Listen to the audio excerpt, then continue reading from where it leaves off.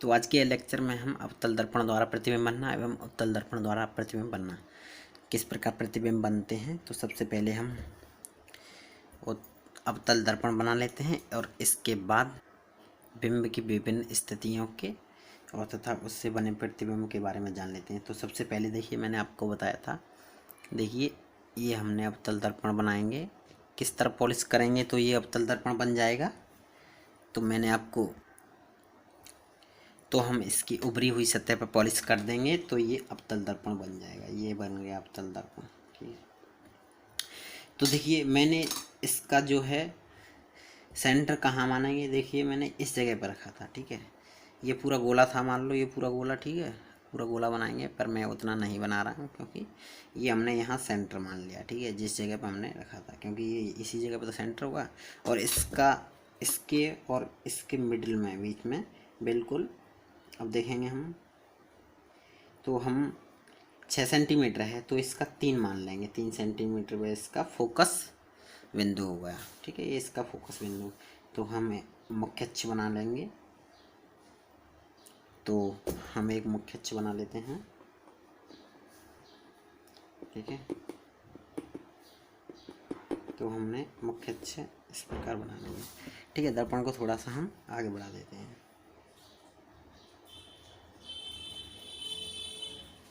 दर्पण हमने आगे बढ़ा दिया तो हम बनाते हैं। ये हमने अवतल दर्पण बना लिया है और मुख्य अक्ष और ये फोकस बिंदु और ये ध्रुव हुआ इसका। ठीक है, अब देखिए बिंब को या वस्तु को हम कहाँ कहाँ रख सकते हैं तो वो जान लेंगे और इसके बाद उसके प्रतिबिंब किस प्रकार बनेंगे वो देखिए। सबसे पहले हम वस्तु को कहाँ कहाँ रख सकते हैं, देखिए अनंत पर रख सकते हैं, यानी अनंत पर रख सकते हैं।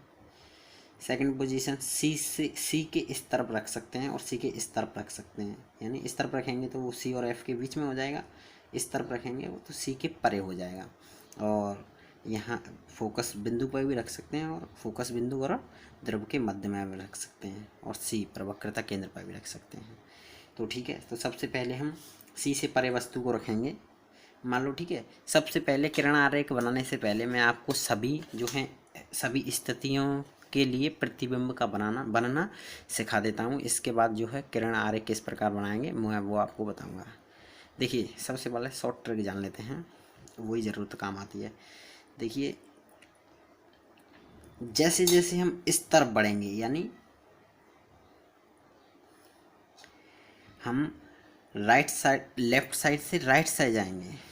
ठीक है, लेफ्ट से हम राइट जाएंगे तो इस तरफ जाएंगे तो प्रतिबिंब का साइज जो है, वस्तु का साइज तो सेम ही रहता है और प्रतिबिंब का साइज घटता चला जाता है। मान लो सबसे पहले वस्तु अनंत पर रखी हुई है, अनंत पर रख देते हैं हम वस्तु को। कोई वस्तु मान लेते हैं, मान लो ये वस्तु ही। ठीक है, ये वस्तु है और इससे देखिए 2 ही प्रकाश किरणें निकालते हैं हम नॉर्मली। 2 ही क्यों निकालेंगे, क्योंकि ज़्यादा करेंगे तो हम कॉम्प्लिकेशन, इतनी जटिलता उत्पन्न नहीं करना चाहते। तो हम सबसे पहले 2 प्रकाश किरणें निकाल देते हैं इससे। तो ये 2 निकलेंगे। परावर्तन के बाद पश्चात ये मुख्य फोकस बिंदु से गुजरेंगे, ये आपको पता होगा। ठीक है, ये भी तो इसका प्रतिबिंब कहाँ बनेगा, फोकस बिंदु पर बनेगा।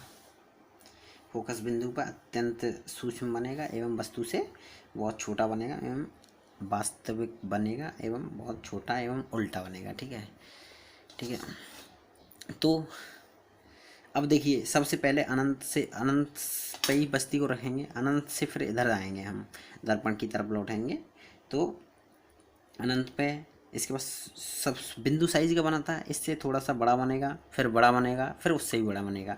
जैसे जैसे हम इधर आते जाएंगे राइट साइड तो दर्पण जो है, दर्पण इधर जाता जाएगा लेफ्ट साइड की तरफ। दर्पण बिंब जो है इधर आता जाएगा और प्रतिबिंब इधर खिसकता चला जाएगा। तो वो किस प्रकार आपको मैं पहले 5 छठों सभी स्थितियों के लिए बता देता हूँ एक बार। देखिए अनंत पर रखेंगे तो फोकस बिंदु पर बनेगा, आपको पता ही है। तो फोकस बिंदु यहाँ तक तो बनेगा, इसके बाद इधर ही जाएगा। ठीक है, इससे आगे इधर ही तो जाएगा लेफ्ट साइड। तो इसके पश्चात मान लो सी और एफ के बीच में तो हो सकता है, कहीं भी बन सकता है।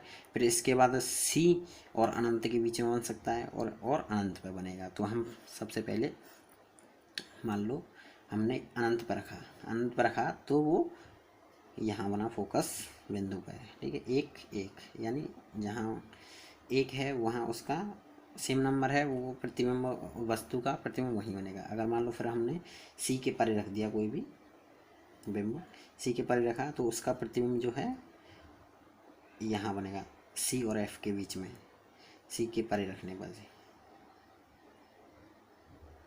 ठीक है, रखेंगे तो ठीक है। किरण आरेख किस प्रकार बनाएंगे मैं आपको दो किरण सभी किरण आरेख आराम से बताऊंगा। इसके पश्चात हम सी पर रखेंगे, वस्तु तो सेम साइज की रहने वाली है, ठीक है। मैंने इसमें बड़ी बनाई थी सॉरी, तो वो तो अनंत भी बनेगी, तो इसके लिए हम इससे आगे सेम साइज की बनाएंगे। सेम साइज की बनाए थे तब भी अगर मान लो फिर हम सी पे रखते हैं तो उसका प्रतिबिंब सी पे बनेगा, क्योंकि यहाँ तक तो आएगा, यहाँ था फिर यहाँ था, यहाँ छोटा बना था, ठीक है, यहाँ सबसे छोटा था, यहाँ बिंदु साइज का था, इससे थोड़ा सा बिंदु साइज से बड़ा था, यहाँ सेम साइज का बना है, वो इसके बाद सेम साइज से बड़ा ही बनेगा, तो वो सेम साइज से बड़ा बनेगा, ठीक है। इधर से इधर जा रहे हैं तो आप देखेंगे प्रतिबिंब प्रतिबिंब का साइज बढ़ता जा रहा है, ठीक है। तो हम इस प्रकार हम समझ लेते हैं। सबसे पहले हम अब किरण आरेख बनाएंगे, ठीक है। किरण आरेख बना के हम एक बार समझ लेंगे। तो हम सभी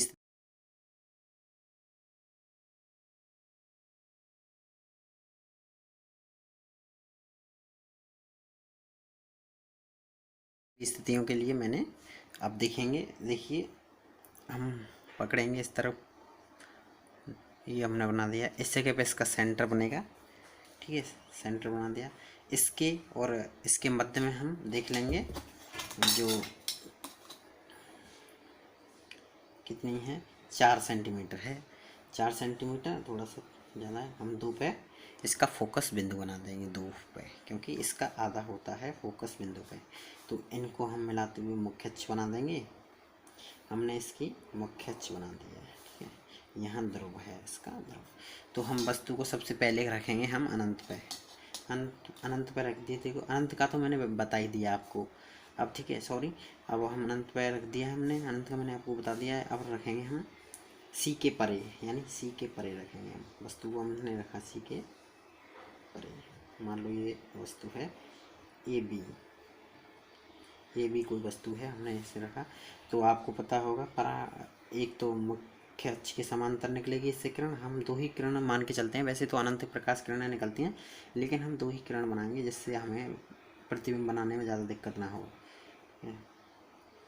तो हम इस प्रकार दो प्रकाश किरणें निकालेंगे एक वस्तु से। परावर्तन के पश्चात आपको पता होगा मुख्य अक्ष के समांतर हो जाएगी। तो ठीक है, तो आप देखेंगे ये इधर से आएगी परावर्तन पश्चात मुख्य अक्ष के समांतर, फोकस बिंदु से निकलेगी। अगर अनंत से आ रही है, मान लो समान मुख्य अक्ष के समांतर कोई भी किरण आएगी तो वो फोकस बिंदु से निकलेगी, ठीक है, फोकस बिंदु से निकलेगी। अब देखिए किस जगह पर कटा, ये इस जगह पर कटा, मान लो इस जगह पर इसका प्रतिबिंब बनेगा, ये हमने इसका प्रतिबिंब बना दिया है, ठीक है।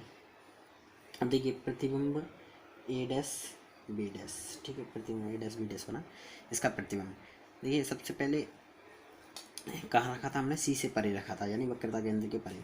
देखेंगे इसकी सेंटीमीटर की लंबाई कितनी थी, देखिए इस प्रतिबिंब इस वस्तु की लंबाई 1.3 सेंटीमीटर थी और इसकी 1 सेंटीमीटर है लगभग, यानी ये इससे छोटा बना, ठीक है, ये इससे छोटा बना, आप दिखाई दे रहा है आपको, इससे वस्तु से छोटा बना, ठीक है, और एवं उल्टा बना एवं वास्तविक बना, ठीक है। अब दूसरी स्थिति के लिए क्वेश्चन किस प्रकार आएगा कि कोई वस्तु जो है वक्रता केंद्र पर रखी हुई है, कहीं भी कोई भी स्थिति पूछ लेगा उसके लिए किरण आरेख बनाइए। तो आपको जो मैं बना रहा हूँ इस प्रकार ही बनाना आपको किरण आरेख। 2 नंबर में क्वेश्चन आता है इस प्रकार का,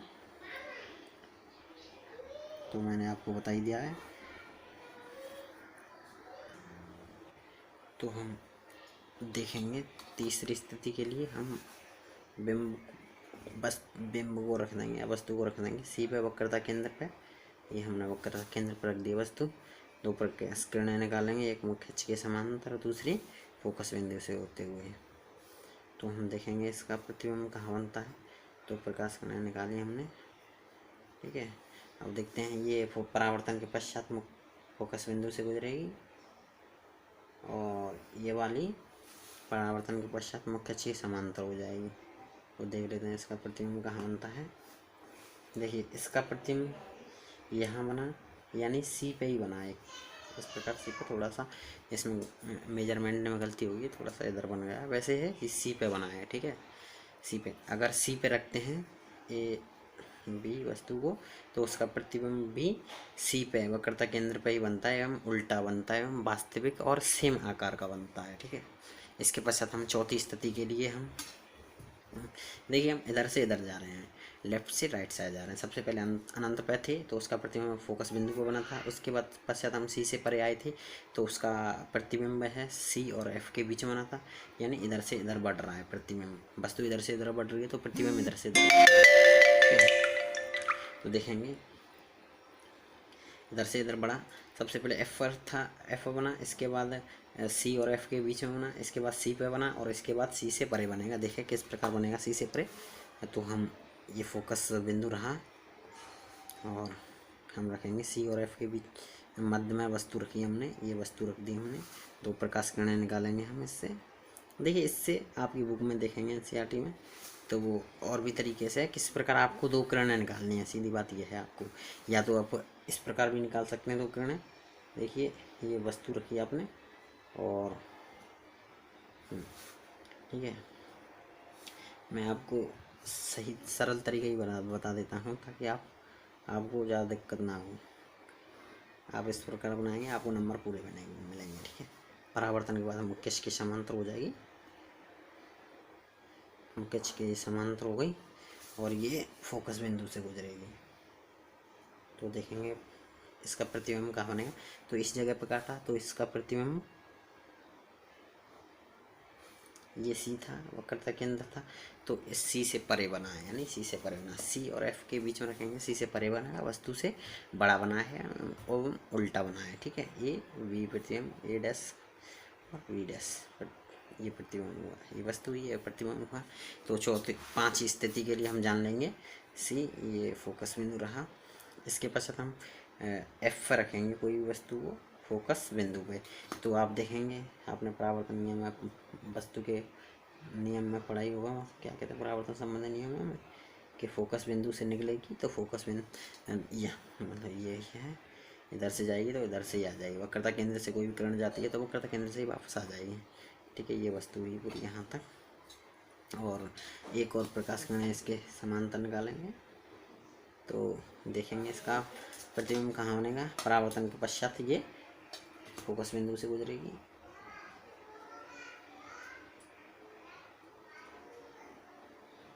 अब देखेंगे आप ये कभी मिलेंगी आगे जाके, हमें कितना भी बाहर अंदर दूर तक ले जाएं ये कभी नहीं मिलेंगी। तो ये प्रतिबिंब अनंत पे बनेगा, ठीक है। वही बात थी, अगर कोई वस्तु अनंत पे थी तो उसका प्रतिबिंब अनंत पे बन रहा था।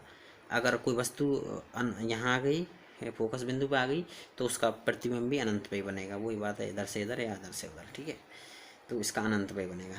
तो हम छठी स्थिति के लिए जान लेते हैं, लास्ट स्थिति।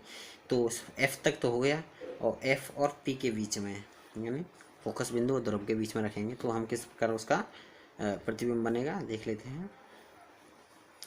देखिए अब अनंत से आगे क्या बनेगा, अनंत से आगे तो कुछ नहीं बनेगा, यानी अब दर्पण के पीछे ही बनेगा, ठीक है। इधर तो अब बनने से रहा, अब तो दर्पण के पीछे ही बनेगा। तो किस प्रकार बनेगा तो वो एक बार और देख लेते हैं हम। ये हमने बना दिया कोई। अब देखिए हम इससे एक तो प्रकाश किरणें निकलेंगे सी से वक्रता केंद्र से, तो वो जिधर से आएगी उधर से जाएगी सीधी। है आपको नियम आपको पता ही होगा अवतल दर्पण से, ठीक है। तो इसके पश्चात हम देखेंगे दूसरी प्रकाश किरणें, दो प्रकाश किरणें निकालेंगे, ठीक है। परावर्तन के पश्चात ये जितने कोण से आई है उतने ही कोण से चली जाइए।